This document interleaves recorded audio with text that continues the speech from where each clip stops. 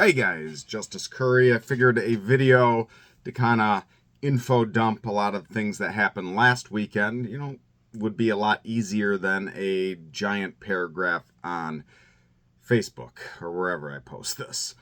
I consider these videos almost like a journal, even though I like to keep written journals, talking out things that are going out internally, externally. It's just a good way for me to relate and update family, friends, and it's good to get stuff off my chest.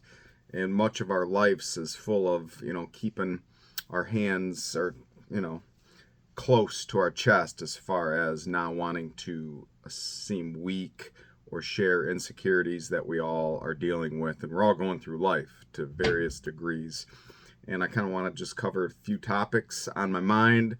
One being Kevin Smith, the film director, actor, Jay and Silent Bob guy.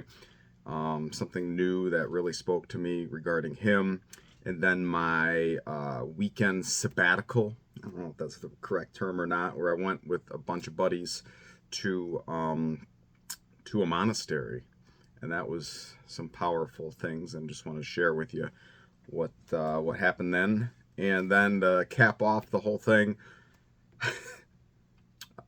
I'll save the best for last. A tick. Yes, a tick, a parasite, if you would, on a very sensitive, weird place on my body. That one I'll have to build up. I'm going to save that one for last.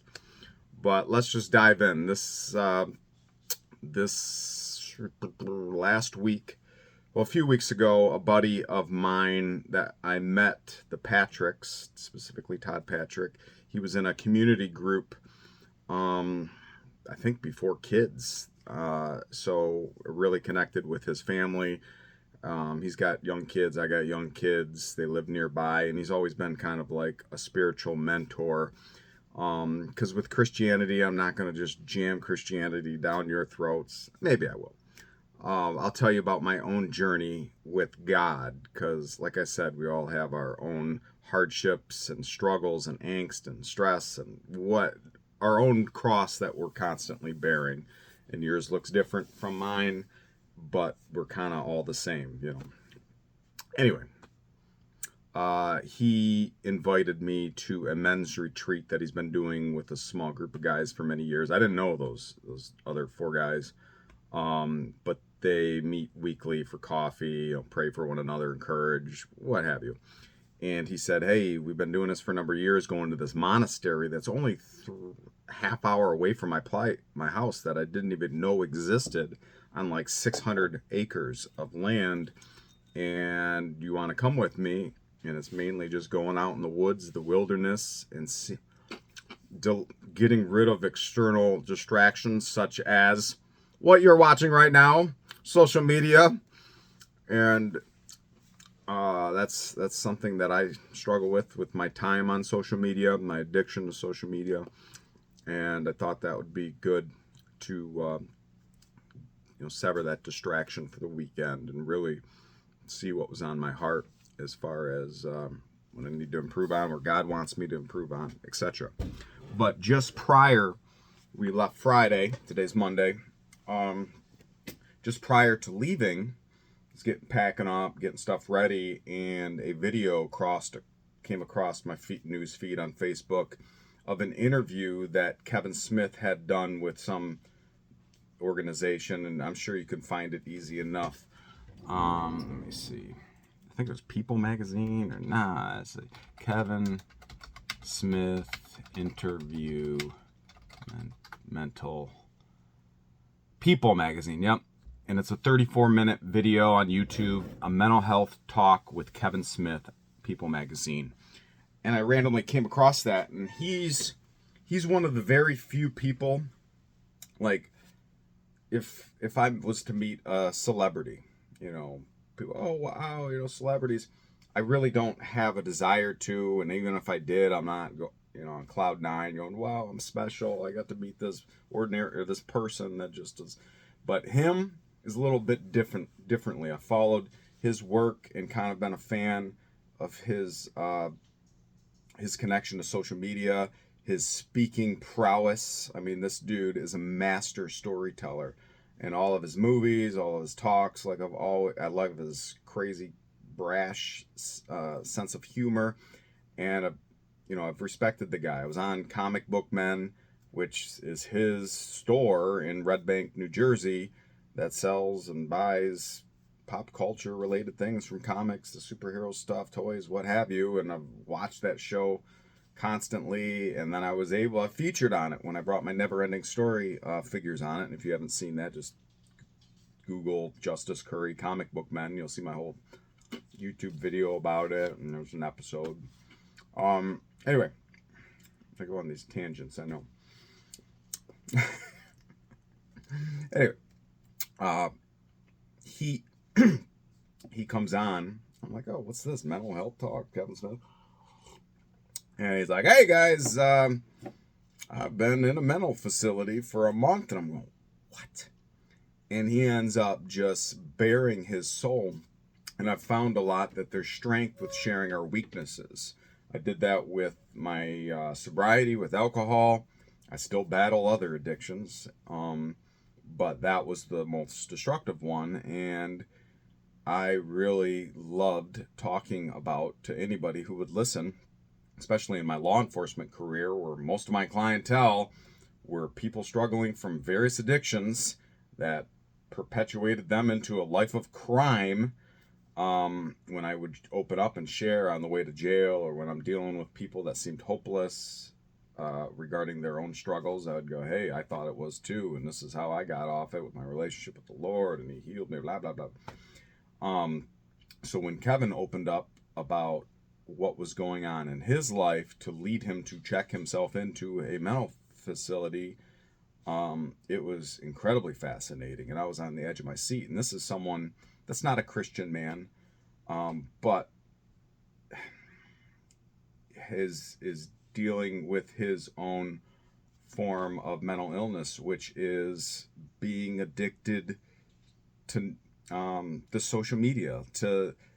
He talked about it from an early age of being a fat kid and the hurt and pain, and how he had to develop this alter ego, if you would, of Kevin Smith, to be funny and to kind of dive into being a good storyteller and make fun of himself before others could, and that early on pain that brought on the shell. And then his within the last 10-15 years, him waking up first thing in the morning and smoking marijuana and consistently smoking until he went to bed, just to numb his emotions, and he could still function in life, but he never had to deal with trauma. And he talked about people everybody's experienced trauma. Just because you didn't get raped as a child, or maybe you did, you experienced everyone deals with trauma, and how the brain deals with trauma, it's all the same. There's no levels of it. Whether you almost die, or you're abused emotionally, physically by loved ones, family, strangers, what happens, those early traumas can shape your life. Not always, but it can. And can manifest itself into substance abuse addictions, to negative perceptions of yourself. I mean, think of all the people, especially supermodels, that feel, and they do these interviews and they feel ugly and fat, and you're going, what? Or rich people that go, life is empty. And in Solomon, King Solomon, the richest, wisest person that ever existed, David's son, and God gave him supernatural wisdom. He's the one, I'm sure, if you ever went, maybe you didn't go to Bible study when you were a kid, and you're agnostic right now, or you don't believe, whatever, I'm just talking. He was the one where two women came up to him, and one was like, this is my baby, and the other one was like, no, that's my baby, she lives with me, and her baby died, so she took, and we had them at the same time, and she stole my baby and switched it out with her dead baby, and like, I recognize my baby. And they're both feuding, and it's in front of King Solomon, and he wisely said, okay, hey, guard, cut this baby in half, give one to each mother. And the one deceitful mother that lost her baby and now stole the other one was like, yep, that's fair, because misery loves company. And the real mom was like, no, give. I'd rather my baby live. No, give the baby to the other mother. No, don't kill my baby. And that was all Solomon needed to hear to go, all right, this is the real one. Don't cut it in half. Give the baby to the real mother. Anyway, he indulged on everything from women to fame to money to possessions, I'm sure to drugs and alcohol. He indulged on everything and ultimately said, nothing fills you, nothing other than the relationship with the Lord. And many of us strive to find happiness in toys, possessions, worldly accommodations, women, sex, pleasures. And from someone that has gone down, even though I knew that nothing would bring happiness, I go down those paths because I'm a stubborn learner myself. And for Kevin, to someone that I put on this pedestal, the person that's experienced it all, the fame, the fortune, and to him to even reaffirm something I already know of, like, this is all empty. I don't find happiness in the pursuits of those things. I don't know, I connected with that for some reason. And his journey into EMDR, which is a therapist, blah, blah, blah, blah. My wife's a therapist. I recently, and this is something even hard for me to even say, started going to therapy months ago, just to kind of unload some of these complex things that I'm personally going through within the last year. I mean, I'm sure I've talked about it in the past. I had this 2-year battle with a horrible neck pain, and especially the first year of it was mind-blowing. The worst pain. It occupied my morning all the way to my night and woke me up periodically throughout the night with just worst pain imaginable. Got shoulder surgery to help with the neck thing. It did, and it brought that level 8, 10 pain down to a constant 2, and I'm fine with that. Like, I know what the extreme pain was. And on top of that, with the external drama, I lost my best friend, my brother. Didn't lose him to death. I lost him to family division. And that was crazy painful. Still is. Something I dwell on and trying to deal with that. Not just my brother, my sister, my other family. It's horrible. To then having the midlife crisis of my job and going, I'm not fulfilled here. I did my gladiator tour of being a police officer and helped a lot of people, and it was very fulfilling, and I would do it all over again if I could. But I got to a point where I'm going, enough's enough. I can't keep battling with mental illness people and drug addicted and just the politics of feeling like society wants to blame all of these complex racial issues on the police, and going, oh great, when's my name gonna be the next on the headlines and CNN going, hey, this cop made a mistake in a split-second decision and now I'm going to jail, or my family's I'm going, no, it's already a thankless job. And I don't look for the thanks and the admiration. It was the people and the places that I've helped out. That's another, I mean, I could talk for hours about those kinds of things. But anyway, you have those 3 issues going on: pain, family drama, midlife crisis, leaving my job of all I've known and my identity as a police officer, and just boop, stops.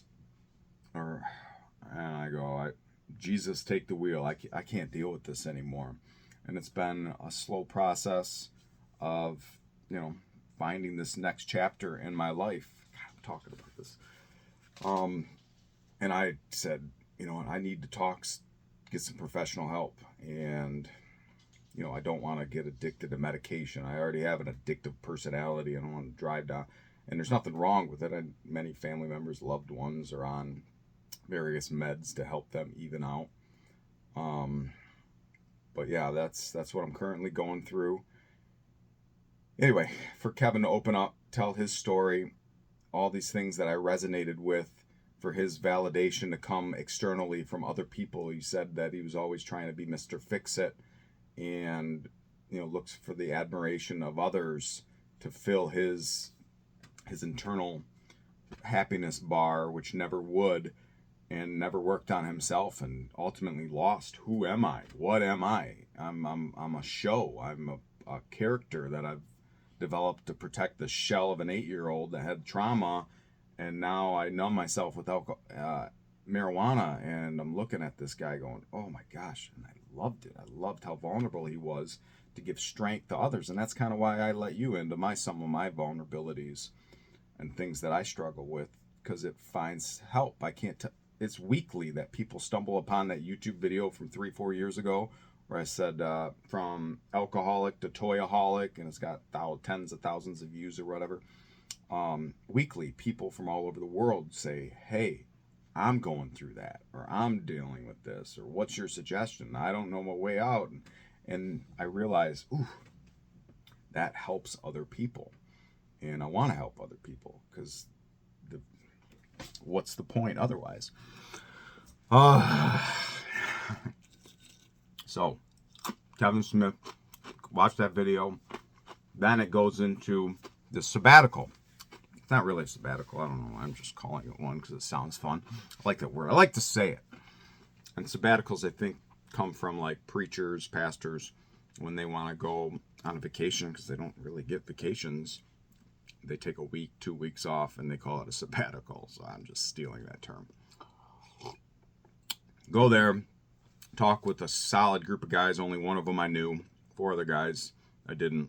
And all of them are like super Christians, like guys that I'm going, wow, I feel inferior under their relationship with the Lord. And there's never a spiritual level where you go, hey, I'm a master. No, that's impossible. You're always striving. From when you first give your life to Christ, you're drinking, milk to nourish yourself. This is the analogy. And then you go to soft foods and harder foods as your spiritual level gets greater. If you're a video gamer, it's like you're leveling up each time, and you can go infinite levels. I'm going to edit that part out later. But these guys are night and day levels above me.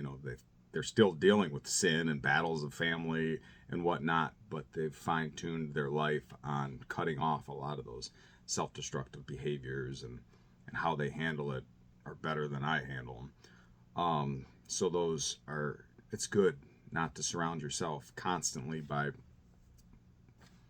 people that are, struggling or on the same level. You want to have mentors and people that are something to strive for, whether online you're watching them from people talking, pastors, what have you, motivational speakers, self-improvement people, because you don't want to be stagnant, because you can backslide and go down and go to the ways of sinful desires.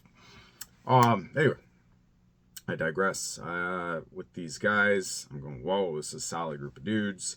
And then we go to this monastery, and it's kind of like a beautiful cathedral type thing, and there's 6 monks there that dedicated their whole lives. I think they're Episcopalian, and there's so many different denominations of Christianity.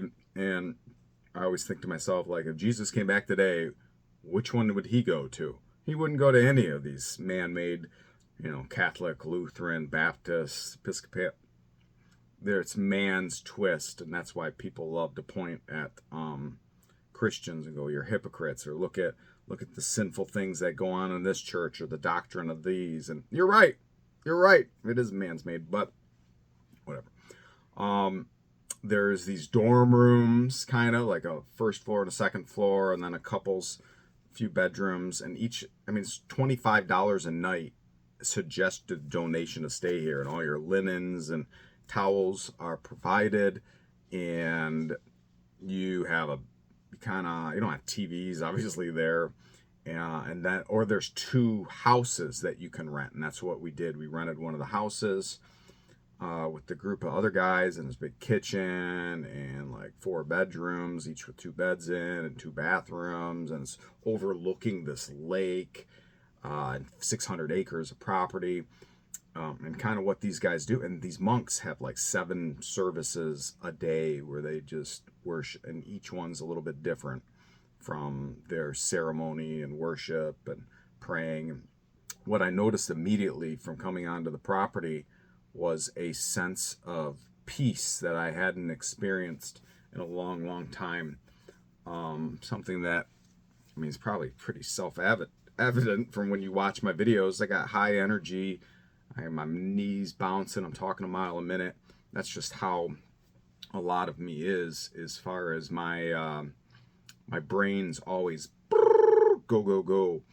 From morning till night, and it's very difficult for me to relax. And they call it anxiety, and I never had a label to it when I was a kid, and it's only been recently, like when I started looking into therapy and going, man, this is exhausting to be me. Just go, go, go all the time. And worst case thinking's part of one of my crutches in life, and it helped me as a survival mechanism in law enforcement, because I'm dealing with some dangerous stuff day in, day out. And they freaking teach you, like, think of everything that can go wrong or be on edge to always be able to split second make that decision. Because if you don't think of it and you don't have plans in place of when bad things start unraveling, then you'll do the freeze. Because anytime stress is initiated to someone, like someone points a gun at you, you're going to have natural reactions: the fight, flight, or freeze. You're going to flight, run away, fight back, or freeze. And unfortunately, a lot of people fall into the freeze category. Their brain can't process what's going on, so it just shuts down and they freeze. Well, that's not something you can do in law enforcement. You need to fight. And sometimes you have to flight to get to a better position, a better advantage, and then fight. Like, you're not just running, get in your car, and, oh, well, this guy got the upper hand, I'm going to leave. So that's been bred into me for 20 years, and it puts you on edge. You don't know how to turn it off. So now my brain's always thinking of worst case scenarios. And this is a common trait among first responders, specifically military, police officers. They so many people tell me, and I've read countless books and therapy. My wife deals with first responders. That's her niche for therapy. She's a therapist. So she knows, and you can't turn it off. So now my brain's always worst case scenario. I think of the extremes on every single possible scenario. And it is exhausting and paralyzing and worrisome, hence the anxiety. Well,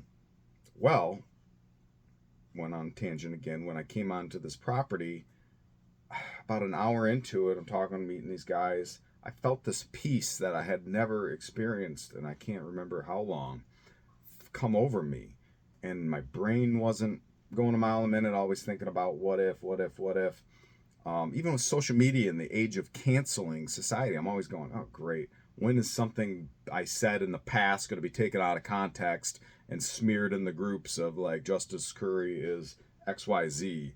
And, I think of these and worrisome thoughts.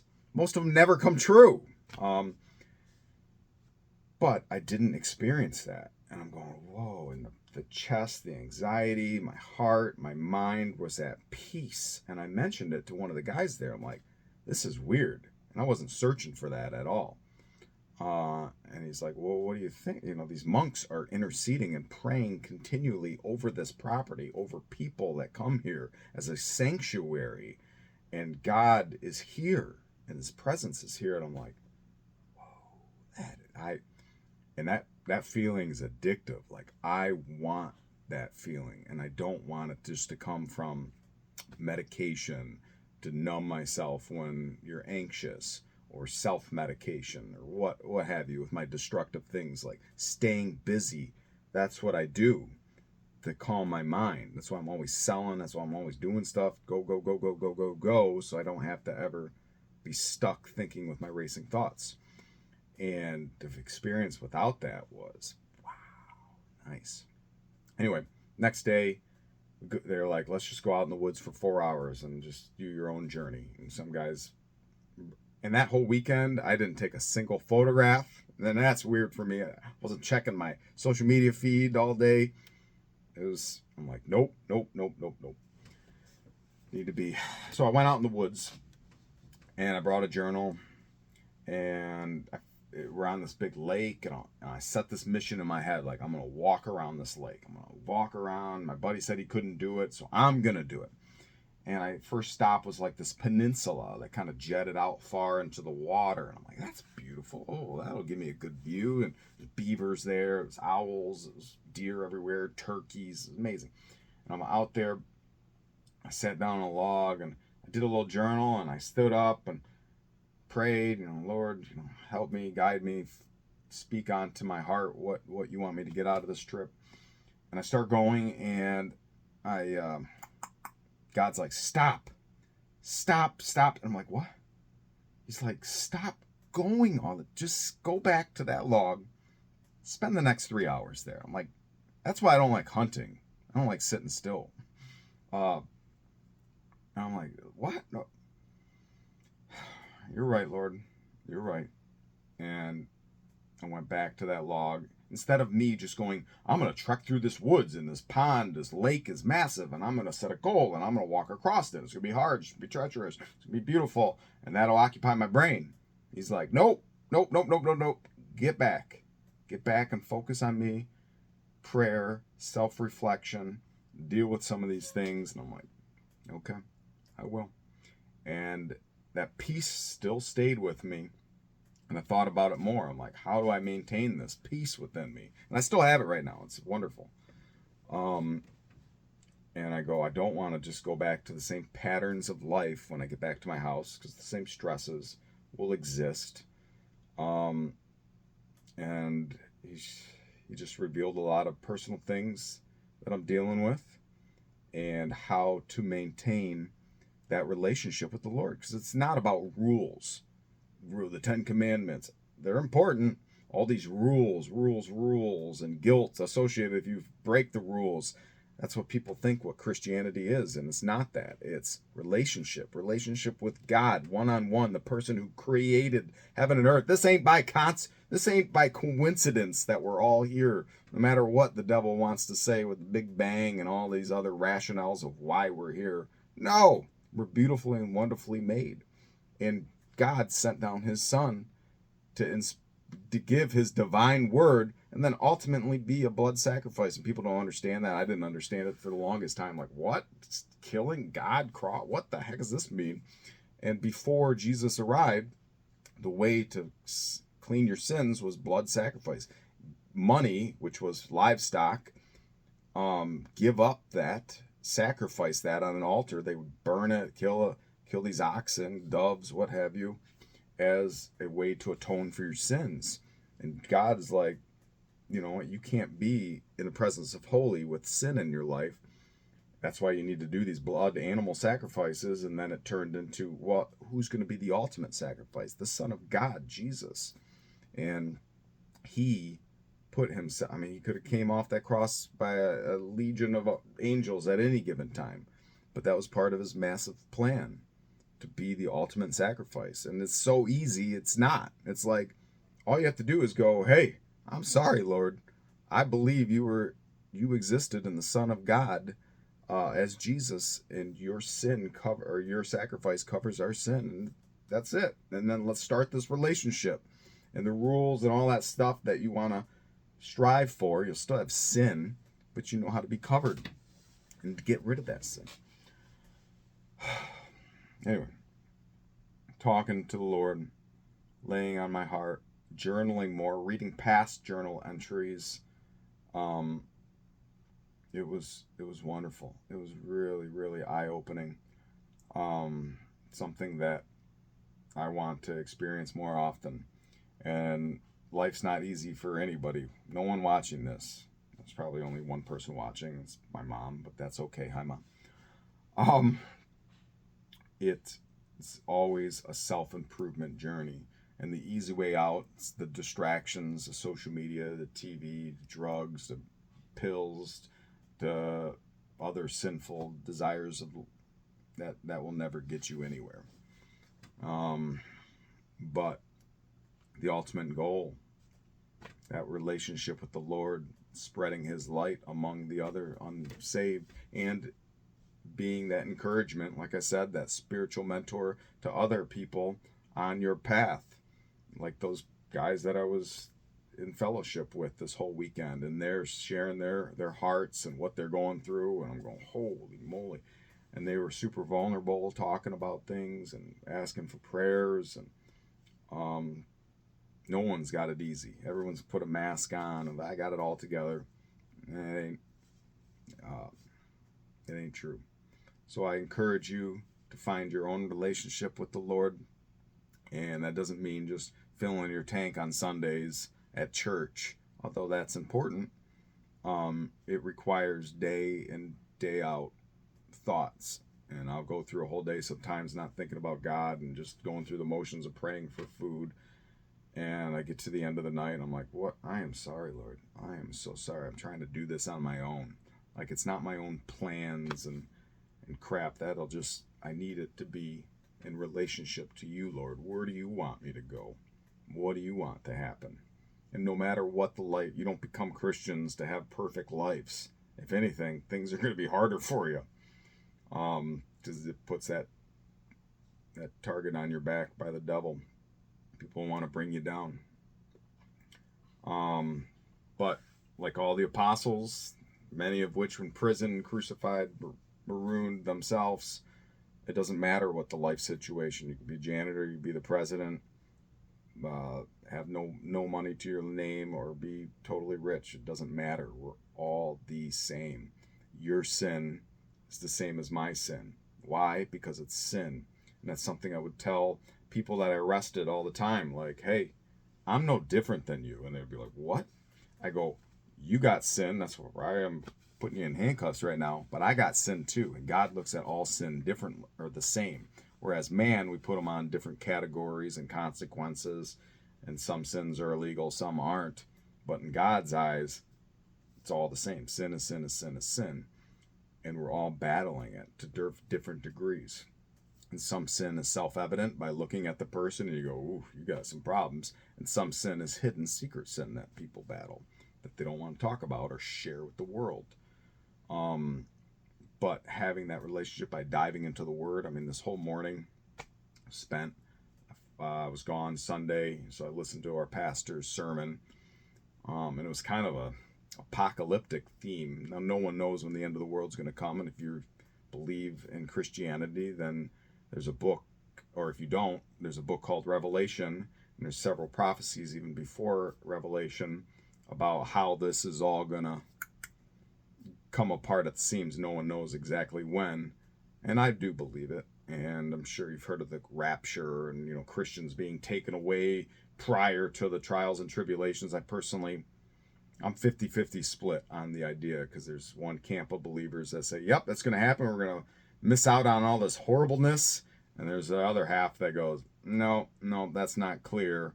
We're going to have to endure the tribulations and the persecutions of the world when things really start falling apart. I don't know what's going to happen. I'm leaning toward we're going to have to endure the hardships to be that example when things really start falling apart, because we're in a bubble. This America, if you're watching in the U.S., I mean, what we think is important and the problems we have pales in comparison to oppressive governments and being locked up and killed for your beliefs and having to be a secret Christian. I'm living in the land I can talk about this stuff for now. And, we're not supposed to live in fear, but we're supposed to prepare, because God says it'll be like a thief in the night. No one knows when it's going to happen. But if you prepare, you can guard against that thief. But if you don't, things are going to be worse for you. Anyway, caught up on that. Listened to another pastor. I've been listening to the Words of Promise, which is a Bible app, and it's dramatized, so it's not just monotone or reading to myself. I get my brain wanders. But when I listen to an actual dramatized story of different voice actors, sound effects, and they're going through the Bible, I'm really, really keen with that. Plus The Chosen. If you haven't watched The Chosen, you can download the app, watch it on your phone. It's all free, and you can project the episodes to your TV if you want. Freaking amazing. It's not the corny Christian, made for TV movies that maybe you've seen, maybe you haven't. This thing is freaking amazing, and it's Jesus's early life. Can't suggest it enough. Yes. So I love this monastery. I'm even gonna probably make it a regular trip every few months. And my wife's like, go, and you need to fill your bucket, go. I'll go by myself.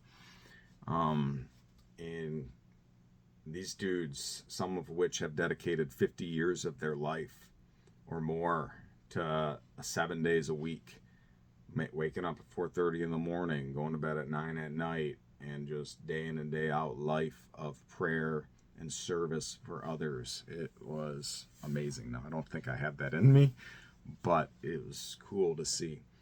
And plus being inside something that was outside my comfort zone of the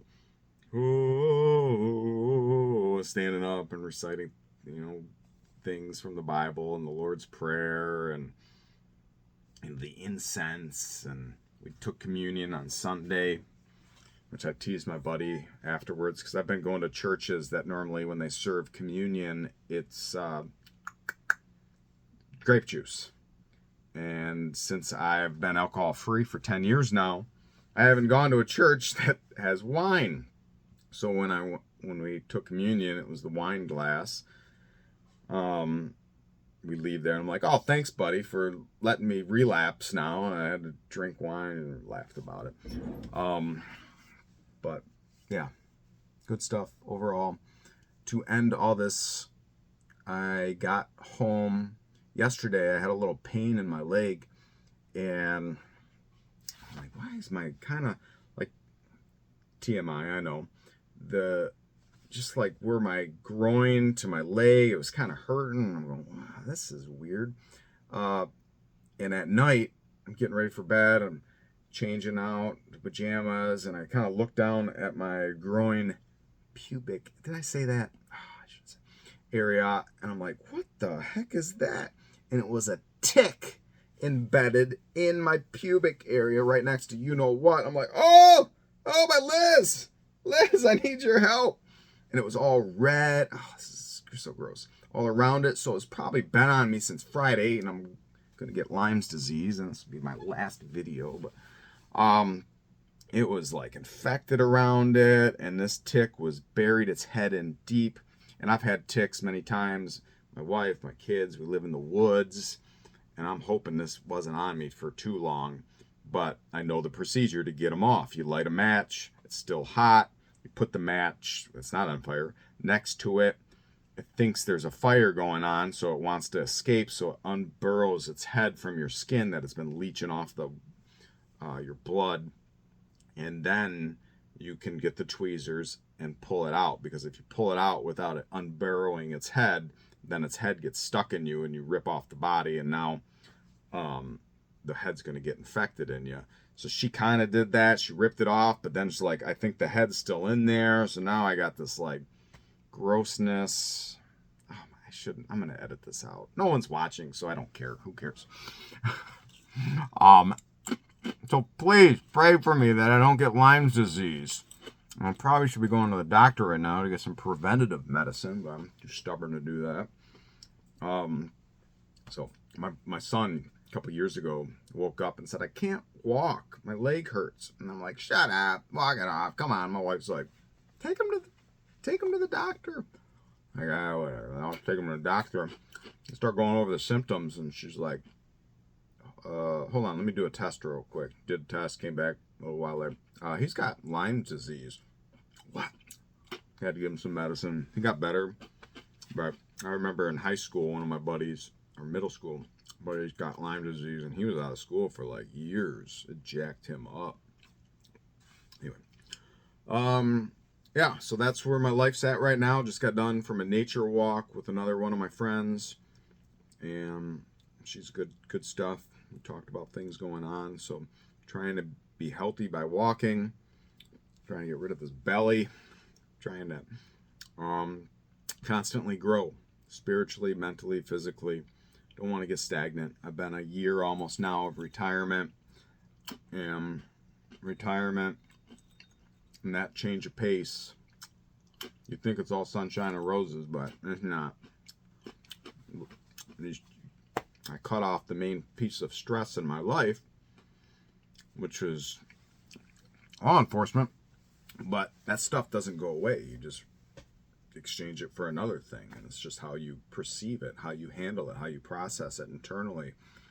That helps you, and I'm constantly growing on that. So I bent your ear for long enough. I love you all. Take care. Be kind to one another. If you need any specific things of prayer, please reach out to me. I know I can't be as long-winded in conversation individually with you all because I just get a lot of messages per day, and I only have enough time per day. But I like talking with people, especially. That's one of my love languages, to help others. And I'll make a post. I need to make a post. I always have these ideas going on about if you have things you want prayer for, please don't hesitate to reach out. And I've been wanting to make a list of paper or a sheet of paper and write down everyone's prayer request that I'm dealing with, family, friends, strangers, what have you. Because there's huge power in prayer. That's God talked about, Jesus talked about it. The battle is not against flesh and blood, but by powers and principalities. And our number one thing to battle these things is not our own hands and our own brain power. It's prayer. God. He wants to hear from us. So yes, love y'all. Be safe. If you want to talk more about your own personal battles with faith, I will definitely talk to you about that. Or if you have more questions on how to get saved, hit me up. I'll be your guy. All right. Take care, guys. See you.